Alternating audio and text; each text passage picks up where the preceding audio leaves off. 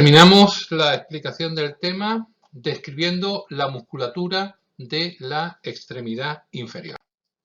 Y como siempre empezamos con un cuadro general donde inicialmente vamos a describir la musculatura encargada del movimiento del muslo. Es decir, estos músculos que nosotros vamos a describir ahora a continuación son aquellos que van a encargarse de flexionar el muslo sobre la pelvis, en algunos casos de darle un pequeño movimiento de rotación, de extender el músculo, de abducirlo con B, que significa abrir las piernas, abrir el muslo, o abducirlo con D, que significa que es cerrar las piernas, cerrar el muslo y aproximarlo a la línea media.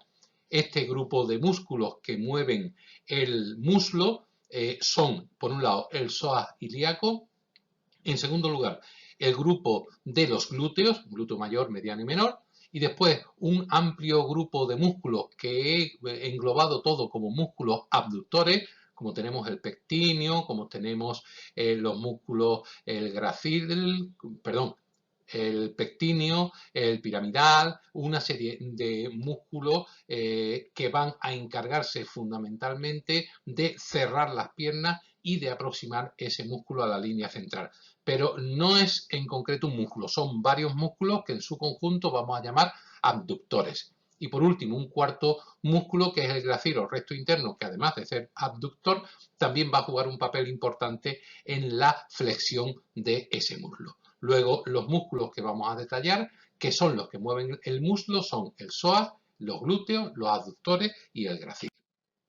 El músculo psoas ilíaco es un músculo muy curioso porque es de los más profundos, está constituyendo la parte posterior, casi pegado a los músculos lumbares, y tiene su origen pues, en las vértebras lumbares.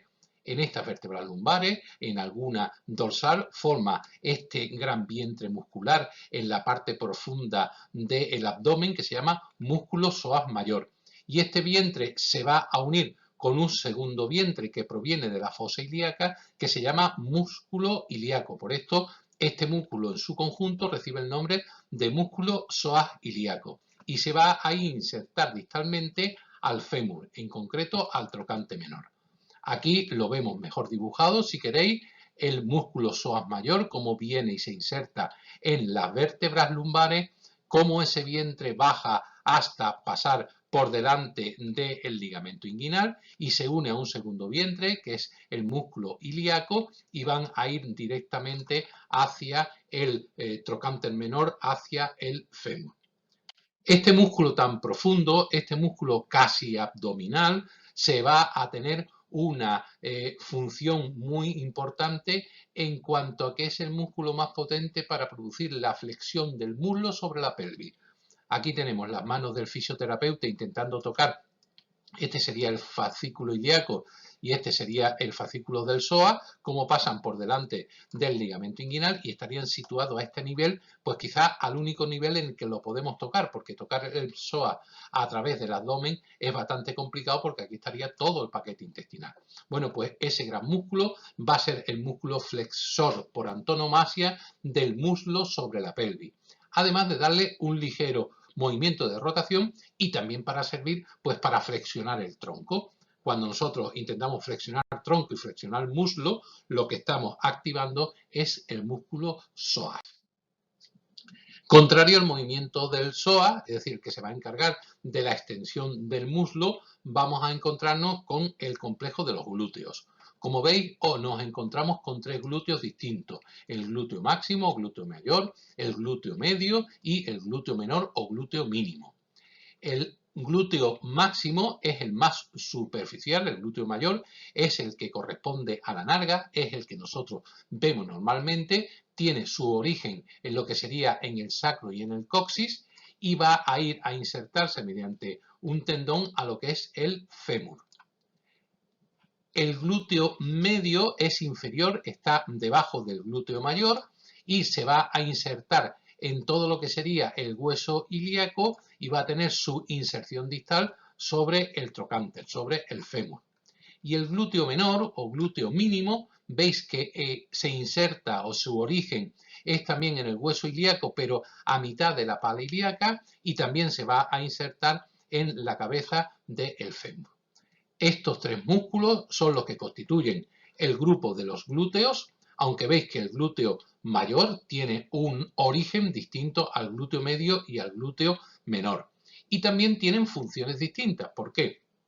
Porque el músculo glúteo mayor se va a encargar fundamentalmente del movimiento antagónico al psoas ilíaco, es decir, que va a extender el muslo, va a separar el fémur del abdomen, del tórax, y va a producirle algo de rotación externa al muslo. En cambio, el glúteo menor y el glúteo medio van a producir la abducción, es decir, van a ser capaces de separar el muslo de la línea media, de abrir la pierna y hacer una rotación interna-externa más o menos pequeña de ese muslo. Y además ayuda a estabilizar tanto un glúteo medio como un glúteo menor, ayudan a estabilizar la pelvis sobre el muslo. Luego veis que tienen tanto glúteo mayor como distinta origen y tiene también distinta función.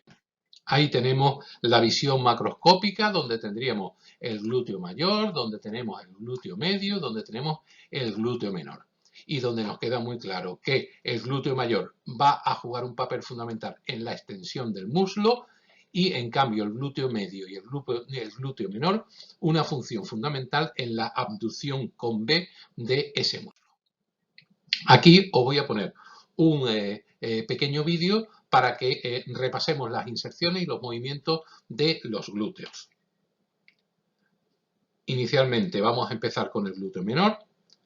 Su inserción, como veis, es en la mitad de la pala ilíaca, su origen, y su inserción es a nivel del fémur. Visión lateral, visión posterior del glúteo menor. El glúteo medio tapa a este glúteo menor que hemos puesto, por lo tanto, su origen es por lo alto en la espina ilíaca anterosuperior hasta también el fémur. Luego en la visión lateral y la visión posterior no lo vemos. En la visión anterior sí se vería el glúteo menor por debajo del glúteo medio. Y por encima de todo el glúteo mayor, que veis que sale de la espina ilíaca del sacro, veis que lo tiene puesto, y el músculo tensor de la fascia lata, que cubre al glúteo medio y al glúteo mayor, con origen e inserciones diferentes y funciones distintas. El glúteo menor, la función que tiene es la de flexionar el muslo sobre la pelvis, veis el movimiento lateralmente, semilateral y anteroposteriormente, movimiento de flexión. El glúteo menor también es rotatorio interno, y además el glúteo menor ayuda a flexionar accesoriamente la pelvis hacia adelante, movimiento de báscula pélvica. Y aquí vemos cómo hay sinergia del glúteo medio con el glúteo externo para producir la abducción, para producir la separación de la línea media y también para bascular la pelvis, para estabilizar la pelvis como función fundamental. Glúteo medio, vemos cómo es el abductor del muslo, visión anteroposterior y lateral. Y vemos también cómo estabiliza la pelvis cuando nos situamos a la pata coja, situados sobre un pie exclusivamente. Pues el glúteo medio el que va a estabilizar la cadera. Estudiados estos dos músculos que se encargan de la flexión y extensión del muslo, vamos a estudiar, como ya he dicho, un grupo de músculos que recibe el nombre de abductores, pero que no es ni mucho menos un solo músculo. Sí es curioso que todos estos músculos tienen el mismo origen y la misma inserción distal.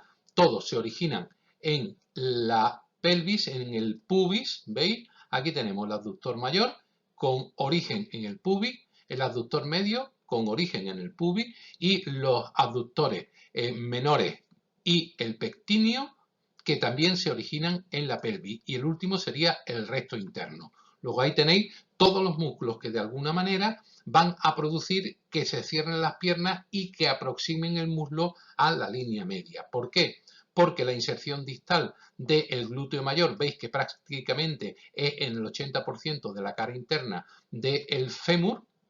El medio pues va a la parte media del fémur y el abductor menor y el recto interno lo hacen en la parte, en el tercio superior del fémur. El recto interno no, va desde la sínfisis del pubis hasta la parte inferior del fémur, porque va a complementar los movimientos, porque hay algunos que son rotadores externos de ese músculo. Esos tres músculos fundamentalmente, el abductor mayor, el medio y el menor, ¿qué función van a tener? Pues si se contraen, lo que van a hacer es tirar del muslo hacia la línea media, van a cerrar la pierna, van a producir la abducción del muslo. Y alguno específico, como es el recto interno, pues va a servir para rotarlo externamente. Ahí tenéis una imagen donde tenéis todos los abductores puestos en conjunto, uno sobre otro. Veis que tienen un origen común en lo que sería la rama isquiopubiana, lo que es en el pubis, y una inserción distal común todo a lo largo de lo que sería la cara interna del fémur.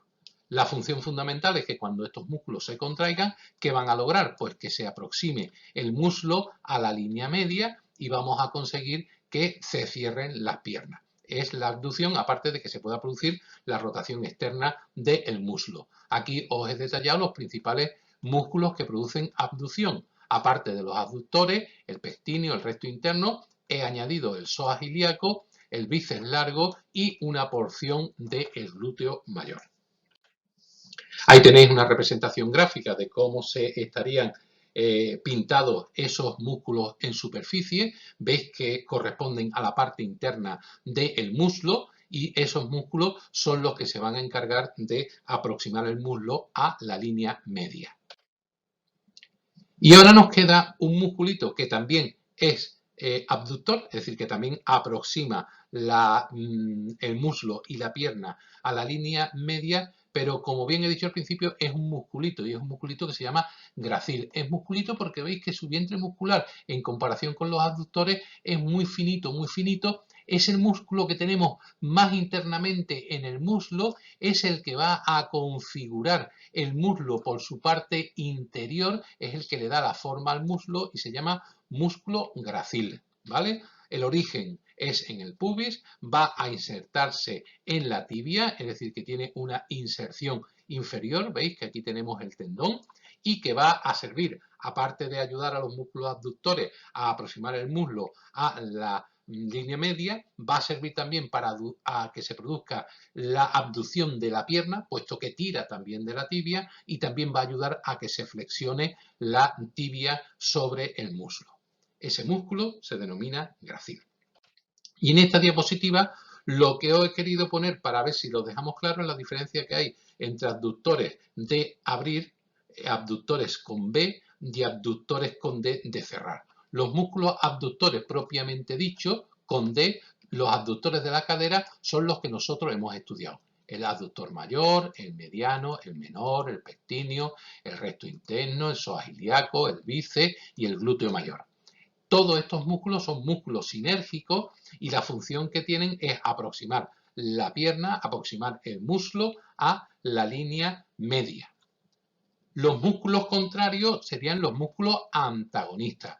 Músculos antagonistas, músculos abductores con B propiamente dicho, no existen. Son músculos que hacen movimientos antagónicos a estos abductores con D que acabamos de explicar.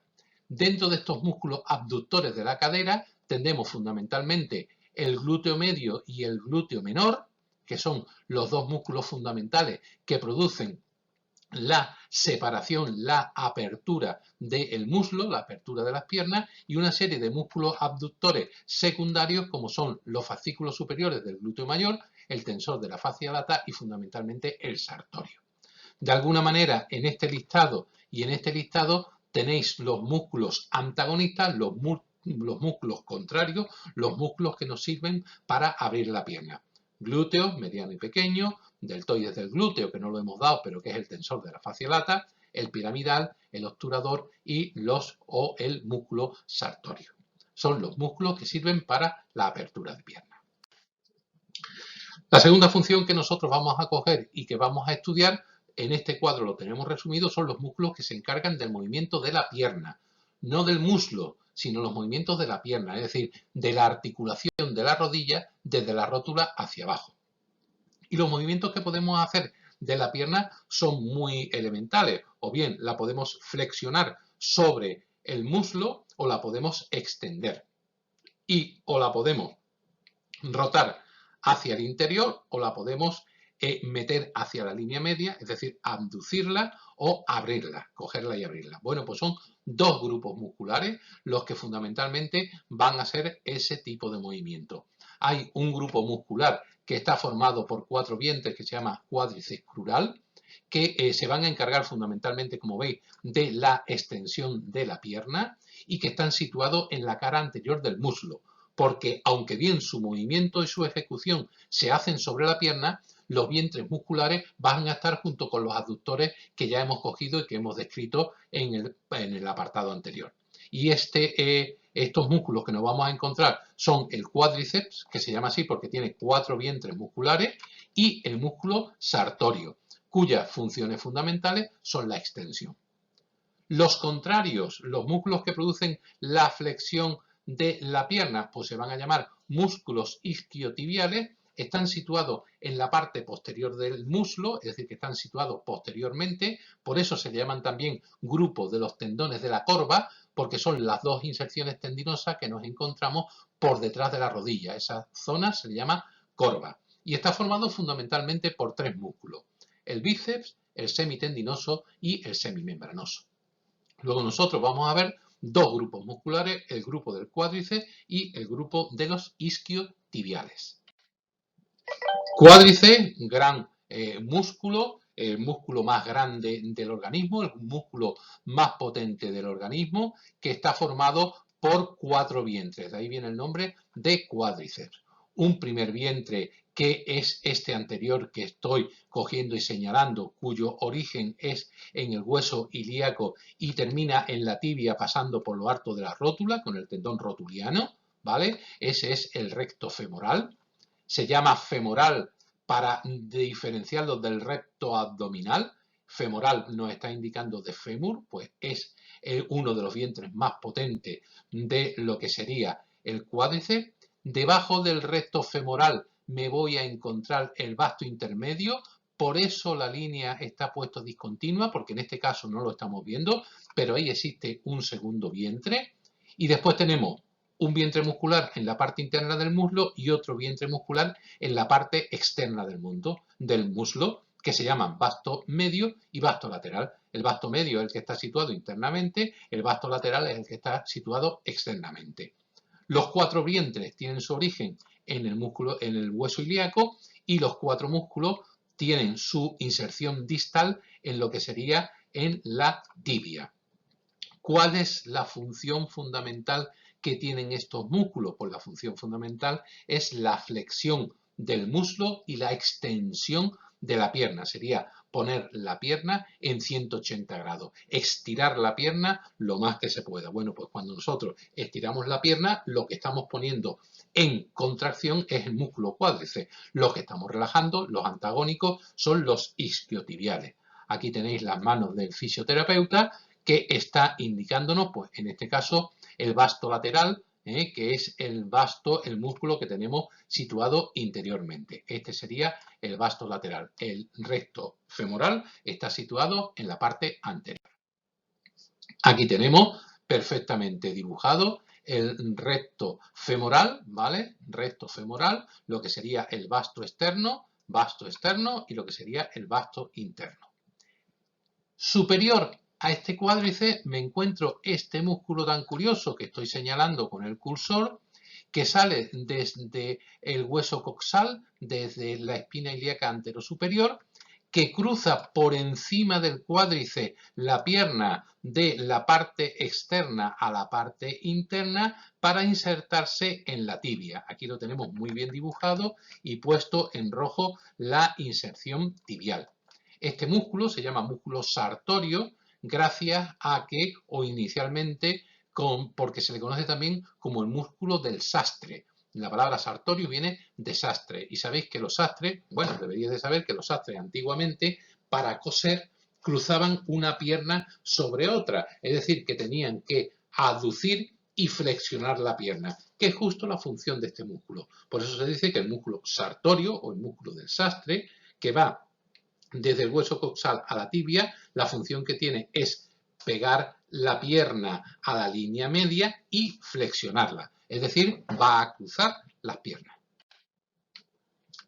Antagónicos a estos músculos tenemos los isquiotibiales, que hemos dicho que tienen tres vientres, tres músculos distintos que forman los isquiotibiales, cuya función fundamental de unos es la flexión y extensión de la pierna y otro también es la extensión de la pierna. Tenemos el bíceps femoral, que lo tenemos aquí puesto, recibe el nombre de bíceps femoral para indicarnos que es el bíceps que está en la pierna, para diferenciarlo del bíceps braquial, que es el que tenemos en el brazo. Ambos músculos se llaman bíceps porque tienen dos vientres musculares. El hecho de que sea femoral o braquial es su localización, en la pierna o en el brazo. Bueno, pues el bíceps femoral, que también recibe el nombre de bíceps crural, tiene un origen, que lo estamos viendo aquí perfectamente, en el isquion y en el fémur, ¿vale? Por eso se llaman isquiotibiales, y va a terminar su inserción en el peroné y en la tibia. Tibia y peroné van a servir para que sean la inserción distal del bíceps crural o bíceps femoral. La función fundamental, flexo-extensión de la pierna. Es la que va a servir, es el músculo que activamos fundamentalmente cuando flexionamos, cuando ponemos la pierna a 90 grados con respecto al muslo.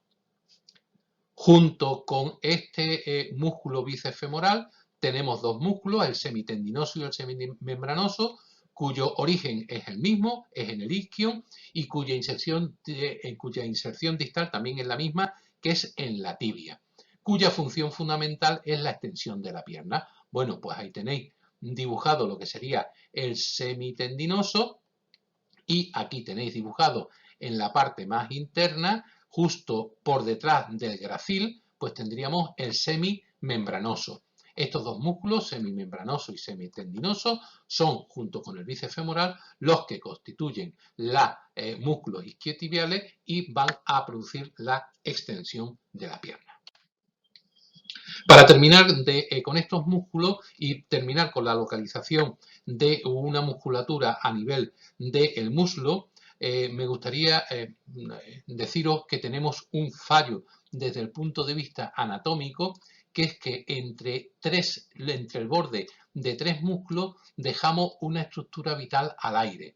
Me estoy refiriendo aquí, en esta parte de la ingle, en la cual vemos que se va a cruzar por un lado el músculo sartorio, que es esta parte de aquí.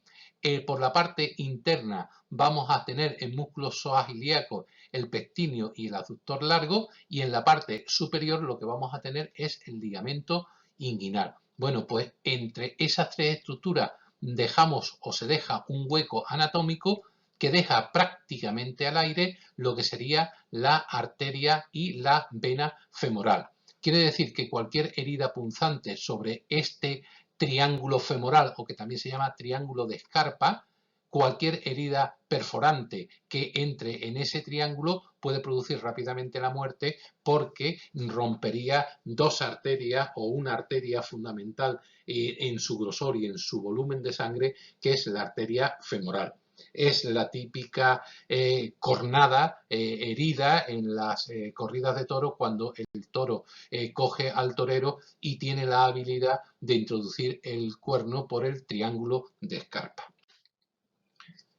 Terminados los movimientos de la pierna, vamos a estudiar ahora los movimientos del pie. Y la verdad es que los movimientos de pie pues, son exactamente igual que los de la pierna. Nos vamos a encontrar con un grupo de músculos que o flexionan o extienden el pie, o bien lo rotan hacia adentro o lo rotan hacia afuera, lo abducen o lo abducen, y que tienen sus vientres musculares a nivel de la pierna, porque lo que van a ir hasta el pie para moverlo son sus tendones. ¿Cuáles son los músculos fundamentales que vamos a describir que mueven el pie? Pues vamos a hablar del tibial anterior, vamos a hablar de los gemelos o gastrocnemius, vamos a hablar del sóleo, vamos a hablar de los músculos y vamos a hablar en general de muchos, porque los voy a agrupar en un solo grupo, que son los músculos extensores de los dedos del pie y los músculos peroneos, ¿vale? Peroneo lateral y peroneo anterior, que vamos a verlo ahora a continuación. El músculo tibial anterior es un músculo que se encuentra en la pierna, que tiene su origen en la tibia, por eso se llama tibial anterior, que el vientre muscular está en la parte externa de la pierna, porque en la parte interna no hay ningún punto muscular. Nosotros, si tocamos nuestra parte interna de la pierna, lo que conocemos con el nombre vulgar de espinilla, lo que estamos tocando directamente es el hueso de la tibia. Por eso a esta cara se le llama cara desnuda de la tibia. En la cara externa me voy a encontrar este músculo, que es el tibial anterior, que como ya he dicho, empieza en la tibia y termina en los metatarsianos. ¿Por qué? Porque va a ser flexor del pie, es decir, va a tirar del pie hacia arriba, lo va a poner a 90 grados. Vamos a intentar, es un músculo muy importante a la hora de el caminar. Aparte de flexionar el pie hacia arriba, de flexión lo que es el tobillo, pues es abductor y rotador del pie hacia adentro. Y lo tenemos perfectamente localizado en la cara externa de la tibia. En la parte posterior de la pierna tenemos dos grandes masas musculares que se llaman gemelos, que el nombre en latín es gastrocnemius, que tiene su origen en los dos cóndilos femorales. ¿Veis? Los tenemos aquí perfectamente dibujados, el gastrocnemio derecho y el gastrocnemio izquierdo, y que van a terminar juntos en un gran tendón, en un tendón muy potente que se llama tendón de Aquiles y que tienen su inserción distal sobre el calcáneo.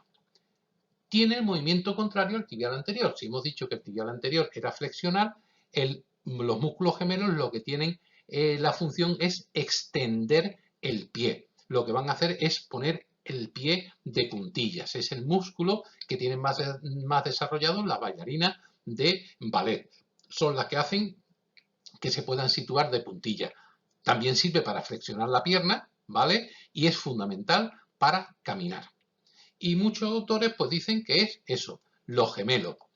Si yo levanto los gemelos, es decir, aquí tendríamos el gemelo interno y aquí tendríamos el gemelo externo, si yo desinserto los gemelos de los cóndilos del fémur, me voy a encontrar por debajo de ellos un músculo que se llama el sóleo. El sóleo va también, se inserta, su origen es también de tibia y peroné y va al mismo tendón de Aquiles, va al mismo calcáneo. Y también va a servir para la extensión del pie y rotarlo hacia adentro.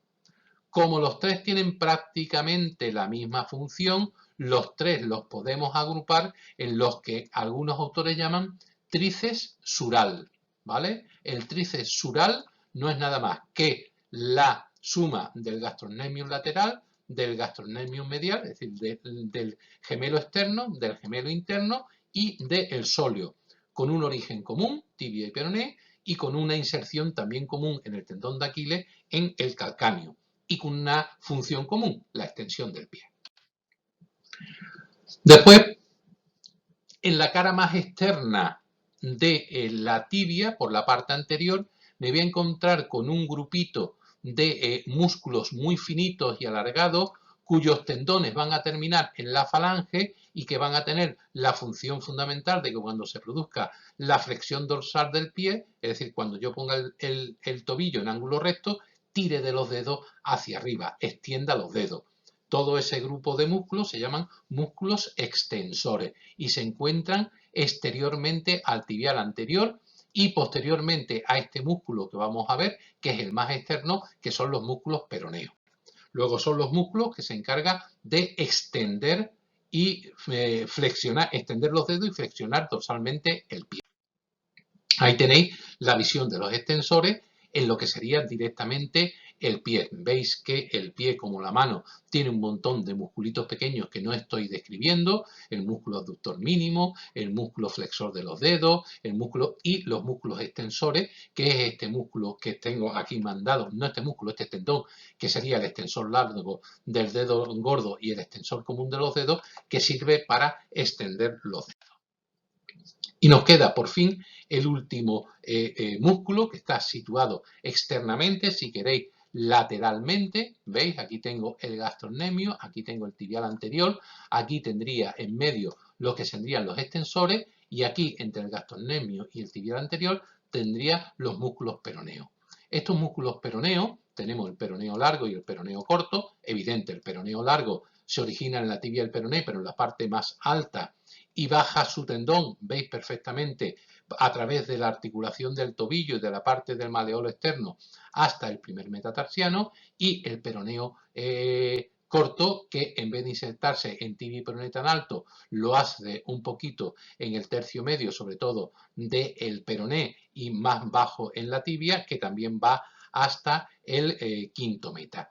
Estos músculos van a ayudar a la extensión del pie, a la flexión plantar y a la eversión del pie. Y son los músculos peroneos.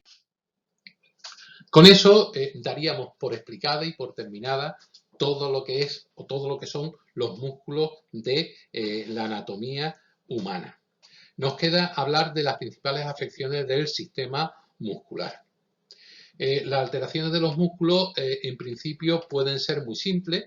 Hay afectaciones por poco uso, por falta de masa muscular, bien de tipo neurógeno, o bien por desnutrición, o bien por falta de ejercicio, y hay otras que son por aumento excesivo del ejercicio.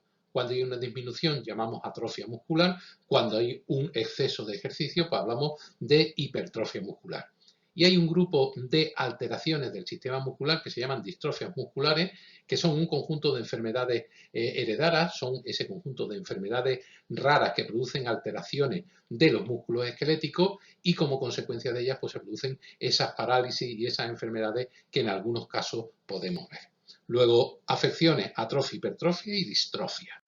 Pero existe también un grupo de afectaciones musculares muy propias de los deportistas, generalmente a consecuencia de sobrecargas musculares o a consecuencia de calentamientos inadecuados. Tenéis que saber distinguir una contractura de una distensión de un desgarro. Una contractura muscular es una contracción involuntaria de unos músculos por mal uso que ellos mismos se contraen para evitar un daño. Esa respuesta a un estímulo negativo hace que se irrite ese nervio y entonces va a dar dolor para que dejemos de hacer ese movimiento de mantener esa postura extraña. Si esa postura extraña se sigue manteniendo a pesar del dolor, bien porque hayamos pasado el límite de elasticidad, porque lo hayamos estirado un poco más, pues entonces estamos ante una distensión. Y si esa distensión se hace excesivamente y llega a producir una ruptura de las fibras musculares, pues hablamos de un desgarro muscular. Luego, las principales afecciones traumáticas del sistema muscular son la contractura, cuando no hay ruptura y simplemente hay dolor que avisa, la distensión, que es cuando no hacemos caso a ese dolor y hemos estirado el músculo más de la cuenta, y el desgarro es cuando ya se rompe, se desgarra ese músculo. Y existen otro grupo de afecciones del sistema muscular que no me gustaría que os fuerais de primero de bachillerato sin por lo menos que os sonaran, que son la miastenia gravis y el ELA. La miastenia gravis es una enfermedad en la cual el daño está en los músculos. Los receptores del impulso en los músculos fallan y hacen que los impulsos nerviosos, aunque lleguen, no son efectivos, el músculo no se entera y entonces aparecen una parálisis. Parálisis que en principio es progresiva, párpados caídos, dificultad para comer, visión borrosa, fatiga muscular, pero que en algunos casos extremos puede llegar a la muerte del paciente. Este tipo de patología no tiene tratamiento curativo, tiene tratamientos para mejorarlo, pero no tiene tratamiento curativo. Y la patología se encuentra en los músculos, los receptores no funcionan adecuadamente. La otra enfermedad que está cogiendo mucha visibilidad últimamente es la ELA. La ELA es la sigla de la esclerosis lateral amiotrófica. Es una enfermedad degenerativa que ataca a las neuronas motoras. En este caso, lo que está alterado es el sistema nervioso. Por eso volveremos a hablar de ella cuando hablemos de los sistemas de coordinación. No mandando ningún tipo de estímulo a los músculos y hace que se deteriore toda la función motora del individuo. En las últimas etapas, pues suele aparecer una parálisis y una atrofia total de las extremidades de la musculatura y el fallecimiento de la persona por complicaciones. Quiero tener un sistema muscular sanísimo, pues ¿qué es lo que tengo que hacer para favorecer el sistema muscular? Pues fundamentalmente la práctica de ejercicio físico periódico, reforzando la musculatura. Eso favorece que el músculo se desarrolle adecuadamente y hace que se evite la atrofia muscular. Controlar el peso para que es contraproducente que la musculatura con depósitos de grasa y vaya mucho más cargada. Mantener una buena alimentación, porque hemos dicho que es fundamental para que el músculo se contraiga, tener la cantidad adecuada de ATP y por último, pues utilizar un calzado adecuado. Y con eso, este tema 2 del aparato locomotor lo hemos finalizado.